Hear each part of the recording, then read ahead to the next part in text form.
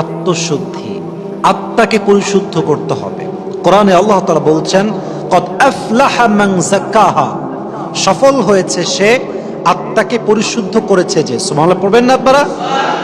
এই আত্মা, এই কলব, এই হৃদয়, এটা হচ্ছে সবচেয়ে দামি জিনিস। আপনারা সবাই লোকমান হাকিমের নাম শুনেছেন যুবক ভাইরা? লোকমান হাকিম একজন জ্ঞানী মানুষ, অনেক প্রজ্ঞা তাকে আল্লাহ তাআলা দিয়েছেন। আমি বোঝাচ্ছি আত্মা কত দামি জিনিস, আত্মার পরিশুদ্ধি কেন লাগবে, আল্লাহকে পেতে হলে আত্মার শুদ্ধি কেন লাগবে, জানার দরকার যুবক ভাইরা আছে না নাই? লোকমান হাকিমের ব্যাপারে এসেছে, উনি একজন রাখাল ছিলেন। উনি একজন কি ছিলেন? রাখাল ছিলেন। তো ওনার মনিবকে একজন এসে বলল, আপনার যে গোলাম আছে তার নাম হচ্ছে লোকমান। তো লোকমান যদিও ছাগল চড়ায়, ভেড়া চড়ায়, বাট সে সাধারণ কোনো মানুষ নয়। তার জ্ঞান, তার প্রজ্ঞা, তার উইজডম, তার ইলম, তার নলেজ এত বেশি, সে যখন কোথাও রাখাল হয়ে ছাগল চড়াতে যায়, চতুর্পাশে গায়ে মানুষ তার কাছে ভিড় করে, আর তার জ্ঞান প্রজ্ঞাপূর্ণ কথা শুনে মানুষ অবাক দৃষ্টে তার দিকে তাকায় থাকে। সুবহানাল্লাহ পড়বেন না আপনারা? তার মালিক বলল, কি রে, আমার গোলাম, আমার দাস এত জ্ঞানী তো আমি জানি না। যদি সে সত্যি এত জ্ঞানী হয় তবে তাকে আমার ডাকা উচিত এবং তাকে আমার আজাদ করা উচিত। তিনি ডাকলেন এবং লোকমানের প্রজ্ঞাকে টেস্ট করার জন্য, পরীক্ষা করার জন্য উনি বললেন, লোকমান, তোমাকে একটা কাজ দিচ্ছি, শোনো। ইযহাব ওয়াযবাহ শাতান ওয়াখরিজ মিনহা আতয়াবা মুলকাতাইন, যাও একটা বকরি জবাই করো। এবং এই রেওয়ায়াতটা এসেছে একটা বর্ণনায় এবং এটা বিশুদ্ধ রেওয়ায়াত। আমরা এই ঘটনাগুলো বলছি জাস্ট আপনাদেরকে মোটিভেট করার জন্য, বোঝাবার স্বার্থে। ইবনু তাবারিতে আসছে, ইবনু জারির তাবারিতে আসছে, তখন লোকমান গেল এবং সে মনিব বলল, তুমি এখন গিয়ে একটা ছাগল জবাই করবা। ছাগল জবাই করে ছাগলের সবচাইতে উৎকৃষ্ট অংশ, সবচাইতে উত্তম দেহের যে অংশ আছে এটাকে কেটে বের করে নিয়ে আসবা। লোকমান গেল, ছাগল জবাই করলো। ছাগল জবাই করে তার ভেতর থেকে সবচাইতে উত্তম অংশ, কলিজা, হার্ট, হৃদয়, সে কেটে নিয়ে আসলো। এবার মালিক বলল, লোকমান, ইযহাব, আবার যাও, ওয়াযবাহ শাতান, একটা ছাগল জবাই করো, ওয়াখরিজ মিনহা আখবাথা মুযগাতাইন, এবং ছাগলের সবচাইতে নিকৃষ্ট অংশ, সবচাইতে নিকৃষ্ট দেহের অংশ বের করে নিয়ে আসো। লোকমান আবার গেল, ছাগল জবাই করলো, আবার সেই ছাগল থেকে ঠিক কলিজা কেটে নিয়ে আসলো, হার্ট, হৃদয় কেটে নিয়ে আসলো। মালিক বলল, লোকমান, আমি তো শুনছিলাম তুমি অনেক জ্ঞানী মানুষ, তোমার প্রজ্ঞা অনেক বেশি, বাট তোমার তো অবস্থা জিরো। তোমাকে বললাম সবচেয়ে উত্তম অংশ নিয়ে আসো ছাগলের, তুমি আনলা হার্ট, কল্ব, হৃদয়, কলিজা। তোমাকে আবার বললাম সবচেয়ে নিকৃষ্ট অংশ আনো, তুমি আবার কলিজা আনলা। তোমার তো জ্ঞানের পরিধি খুব বেশি, এটা ভালো মনে হচ্ছে না লোকমান? লোকমান বলছে, হে মনিব, আমার জ্ঞান বেশি না কম এটা তো পরের বিষয়, তবে এটা সত্য কথা, প্রত্যেকটি সৃষ্টি জীবের মাঝে, প্রাণীর মাঝে, জন্তুর মাঝে একটা অংশ আছে, একটা অঙ্গ আছে। যদি এটা ঠিক থাকে সব ঠিক থাকে, যদি এটা বেঠিক হয়ে যায়, নষ্ট হয়ে যায়, পুরো দেহটাই অচল হয়ে যায়। ঠিক কিনা বলেন? হাদিসে আসছে, আলা ইন্না ফিল জাসাদি মুদগা ইযা সালুহাত সালুহাতিল জাসাদু কুল ওয়া ইযা ফাসাদাত ফাসাদাতিল কুল। নবীজি বলছেন, প্রত্যেক মানুষের দেহে একটা অঙ্গ আছে, একটা অংশ আছে। এটা যখন ঠিক থাকে পুরো দেহটাই ঠিক থাকে, এটা যখন নষ্ট হয়ে যায়, বরবাদ হয়ে যায়, পুরো দেহকে বরবাদ করে যায় একজন, তিনি কে? এটা ঠিক, আপনার দেহ ঠিক। আচ্ছা বলেন তো, আপনার হার্ট যদি স্টপ হয়ে যায়, আপনি কি আর বাঁচতে পারবেন? যুবক ভাইরা বলেন তো দেখি, আপনার পারবেন কেউ বাঁচতে? কেউ বাঁচতে আমরা পারবো না। হার্ট, কলব, আত্মা সবচাইতে দামি জিনিস, এটা ঠিক তো সব ঠিক। তার মানে বোঝা গেল, যার আত্মা ঠিক নাই, যার হৃদয় ঠিক নাই, সে যত ভালো আমল করুক, সে যত ভালো কাজ করুক, সে যতই চেষ্টা করুক আল্লাহর কাছে যাওয়ার, সে কখনো আল্লাহর কাছে যেতে পারবে। ফার্স্ট অফ অল আপনাকে আত্মার পরিশুদ্ধ ঘটাতে হবে যুবক ভাইরা। রাজি আছেন তো ইনশাআল্লাহ? আর একটু ব্যাখ্যা দিই, ভালো করে বুঝে শুনে বুঝবেন, তাহলে আপনার জীবনটা পরিবর্তন হবে, কাজে দিবে। হয়তো আপনি এটা কখনো শোনেন না যা বলতেছি আমি আজকে আপনাকে। এই আত্মা, এটা হচ্ছে মোট 3 প্রকার। বলেন সবাই কয় প্রকার? আমি আবার বলছি, বলেন সবাই কয় প্রকার? এক হচ্ছে সুস্থ দিল, দুই হচ্ছে অসুস্থ দিল, তিন নাম্বার হচ্ছে মৃত দিল। কোন দিলের সংজ্ঞা কি, ব্যাখ্যা কি, আমার চোখে চোখ রেখে সবাই শুনবেন। সবাই তাকবীর দেন, লিল্লাহি তাকবীর। সুস্থ দিল কি? কোরআনে আল্লাহ তাআলা বলছেন, ফালইয়াউমা লা ইয়ানফাউ মালু ওয়ালা বানুন ইল্লা মান আতাল্লাহা বিকলবিন সালিম। কিয়ামতের কঠিন দিনে সন্তান কাজে আসবে না, সম্পত্তি কাজে আসবে না, কোনো কিছুই কাজে আসবে না। ইল্লা মান আতাল্লাহা বিকলবিন সালিম, তবে যার আত্মা পরিশুদ্ধ হবে, হৃদয়টা সাফ হবে, যার আত্মা সুন্দর হবে, তার প্রশান্ত আত্মাকে আল্লাহ জান্নাতে প্রবেশ করাবে। সুবহানাল্লাহ পড়বেন না আপনারা? এটা হচ্ছে সুস্থ দিল, যেই দিলটা আপনার কিয়ামতের দিন জান্নাতের দিকে নিয়ে যাবে। এবার আসেন, অসুস্থ দিল কাকে বলে? অসুস্থ দিল আসলে কি? অসুস্থ দিল হচ্ছে, ভালো করে বুঝবেন, অনেক লোক দেখবেন বলে, হুজুর আমার গানও ভাল লাগে, ওয়াজও ভাল লাগে, আমার সিনেমাও ভাল লাগে, আমার কোরআন পড়তেও ভাল লাগে, মসজিদে গিয়ে নামাজ পড়তেও ভাল লাগে, আবার সিনেমা হলে গিয়ে সিনেমা দেখতেও আমার ভাল লাগে। বলেন তো সবাই এরকম লোক আছে না নাই? আচ্ছা। ফি কুলুবিহিম মারাদ, তাদের হৃদয়ে আছে রোগ। ফাযাদাহুমুল্লাহু মারাদা, তাদের রোগকে আল্লাহ তাআলা আরো বেশি বাড়িয়ে দিয়েছেন। এক্সাম্পল দেই, ভালো করে বুঝবেন। দেখেন, মাঝে মাঝে সাপ মানুষকে কামড়ায় কি কামড়ায় না? সাপের মাঝে একটা বিষ আছে না নাই? দেখেন, সাপে যখন দংশন করে, সাপে দংশিত ব্যক্তি দেখবেন মাঝে মাঝে ওঝার কাছে যায়। যুবক ভাইরা, যায় না? যায় না? যায় না? ওঝার কাছে যায়। ওঝা এই সাপটাকে বোঝার জন্য, যেটা কি বিষধর সাপ নাকি বিষহীন সাপ, এটা বোঝার জন্য সেটা কাজ করে। সে কি করে? সে মরিচ বাটে, মরিচ বেটে একটা বাটিতে রাখে এবং সেই মরিচে লবণ দেয়।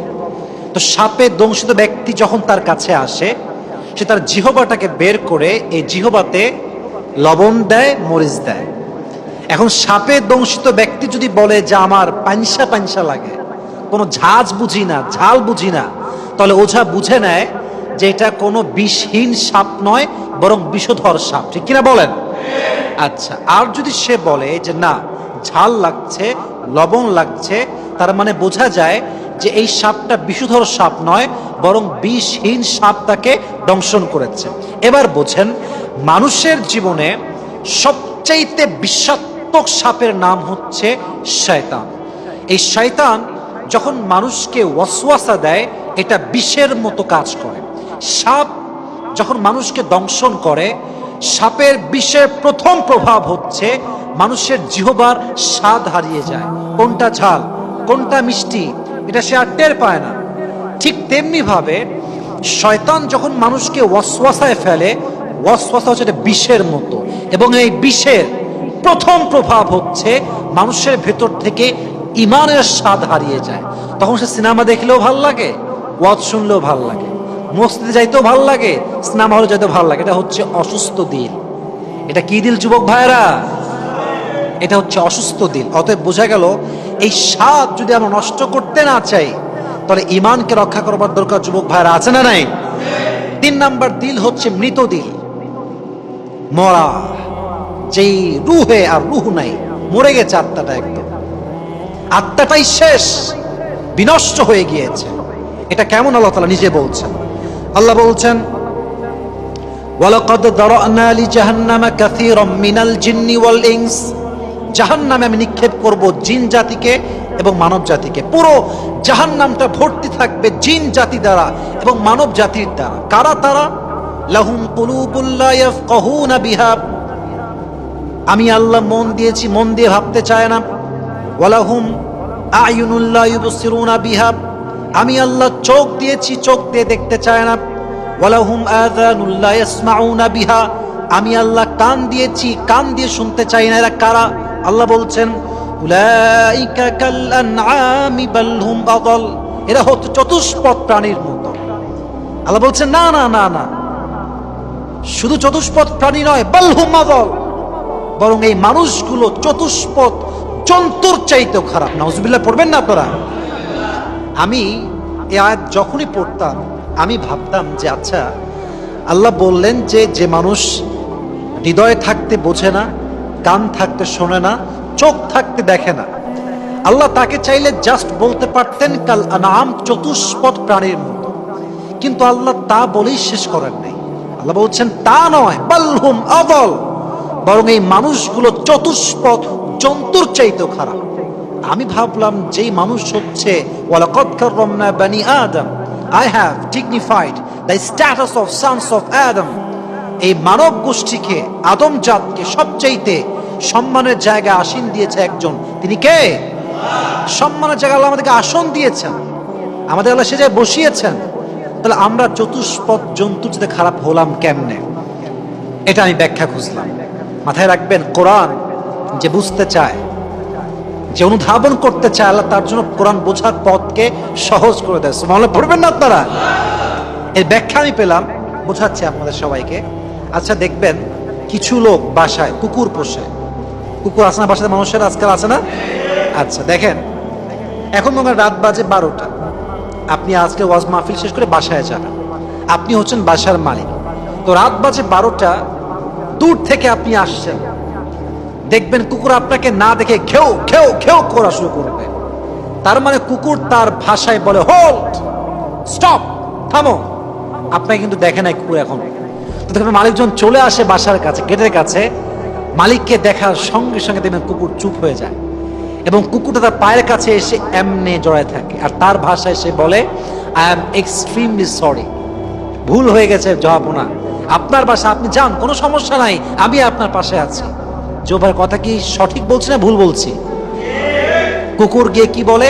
এক্সট্রিমলি সরি স্যার, আপনি যান, এটা আপনার বাসা। আচ্ছা বুঝেন, এ রাত 12টার সময় যদি কুত্তা মালিক না দেখে চোর দেখতো, চোর যতই বিস্কুট দিক, চকলেট দিক, কুত্তা কি চুপ থাকতো? ইয়েস নাকি নো? নো, কুত্তা চুপ থাকতো না। তো আল্লাহ বলছে কুত্তায় তো মালিক চিনলো, সে তার মনিবকে চিনলো, কে তার মালিক, কে তারে খাওয়ায়, কে তারে বাসায় জায়গায় চিনতে পারলো। বাট মানুষ, আমি হৃদয় দিলাম, জ্ঞান দিলাম, কান দিলাম, চোখ দিলাম, সব দিলাম, সব চিনলো, ফুল চিনলো, মেয়ে চিনলো, গাড়ি চিনলো, বাড়ি চিনলো, বাট দিয়েছে কে? সে মালিককে চিনলো না, সে কুত্তার চাইতে খারাপ হয়ে গেল। নাউজুবিল্লাহ পড়েন সবাই। বালহুম আদল, কুকুরের চাইতে নিকৃষ্ট মানুষ যে আল্লাহকে চিনতে পারে নাই। অতএব আল্লাহকে পেতে চাইলে, আল্লাহর নিকটবর্তী হতে চাইলে আত্মার পরিশুদ্ধির দরকার। যুবক ভাইয়ারা, আছে না নাই?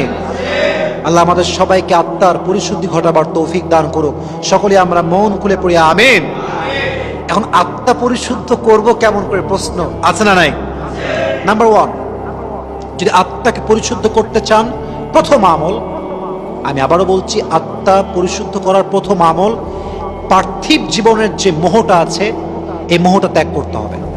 আই রিপিট অ্যাগেন, যদি আপনি আত্মার পরিশুদ্ধ ঘটাতে চান, পার্থিব জীবনের যে মোহটা আছে, যে মায়াটা আছে, এটাকে আপনাকে ত্যাগ করতে হবে। হাদিসে আসছে লা ইয়াসালু কলবুল কাবীর শাবান ফি ইথনাইন ফি হুব্বিদ দুনিয়া ওয়া তুলিল আমাল। মানুষ বৃদ্ধ হয়ে যায়, বাট দুইটা জিনিস কখনো বৃদ্ধ হয় না। এক, মানুষের দুনিয়ার প্রতি ভালোবাসা। দুই, মনের ভেতরে আশা। দেখবেন মানুষ যত বুইড়া হোক, এখনো স্বপ্ন, আমার বাড়িতে এসি লাগাবে কবে, টাইলস হবে কবে, বিশাল বড় ফ্ল্যাট হবে কবে, আমার সন্তানের সরকারি চাকরি হবে কবে। ঠিক কিনা বলেন? দুনিয়ার প্রতি লালসা, মায়া আর দুনিয়ার প্রতি আশা মানুষের শেষ হয় না, চাই সে যতই বুড়া হয়ে যাক। অতএব প্রথম কাজ, পার্থিব জীবনের প্রতি যে চাহিদা আমাদের আছে, এটা আমরা দূর করে। রাজি আছেন তো ইনশাআল্লাহ? দুই নাম্বার আমল আমাদের সবাইকে মাথায় রাখতে হবে, যদি আমরা আত্মাকে ঠিক করতে চাই, 2 নাম্বার আমল হচ্ছে দুনিয়ার বাস্তবতা বুঝতে হবে। আবারও বলছি, দুনিয়ার বাস্তবতা বুঝতে হবে। যুবক ভাইয়েরা মাথায় রাখবেন, এই দুনিয়া হচ্ছে কেমন, আলহাকুমুত তাকাসুর হাত্তা যুরতুমুল মাকাবির। চাই, আরো চাই, আরো দাও।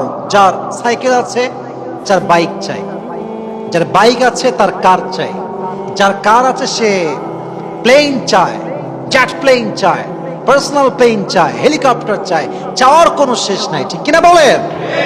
মেম্বার চেয়ারম্যান হতে চায়, চেয়ারম্যান মেয়র হতে চায়, মেয়র এমপি হতে চায়, এমপি মন্ত্রী হতে চায়, মন্ত্রী প্রধানমন্ত্রী হতে চায়, চাহিদার কোনো শেষ নাই, ঠিক কিনা বলেন? বাস্তবতা বুঝতে হবে, এটা কবরে যাওয়ার আগ পর্যন্ত শেষ হবে না। এই দুনিয়ার বাস্তবতা আপনি বোঝেন, তাহলে আপনার আত্মাকে সঠিক করে দিবে একজন। আওয়াজ দিয়ে বলেন তো তিনি কে? 3 নাম্বার, আত্মা পরিশুদ্ধ করতে চাইলে দীর্ঘ আশা ত্যাগ করতে হবে। কোনো আশা নাই আমার দুনিয়াতে, আমার সব আশা পরকালে। এই চিন্তা যে করতে পারবে তার হৃদয়ে কোন দাগ আর থাকতে পারে? আল্লাহ আমাদের সবাইকে সেই তৌফিক দান করুক। আমরা সকলেই মন খুলে পড়ছি আমিন। তো 1 নাম্বার আমল আমরা খুব ব্যাখ্যা দিয়ে শুনলাম, বাদ বাকিগুলোতে ব্যাখ্যা আমি দিব না, জাস্ট ক্লিয়ার কাট শর্টকাটে বলবো। তাকবীর দেন সবাই মিলে একটা, লিল্লাহি তাকবীর। তাহলে আমি প্রশ্ন করছি, উত্তর দিবেন। যদি আপনি আল্লাহকে পেতে চান, আল্লাহর কাছের বান্দা হতে চান, আল্লাহর ভালোবাসা পেতে চান, প্রথম কিসের পরিশুদ্ধি লাগবে? এক বাক্যে বলো সবাই, কিসের পরিশুদ্ধি লাগবে? আত্মা। আল্লাহ তৌফিক দান করুক, আমিন।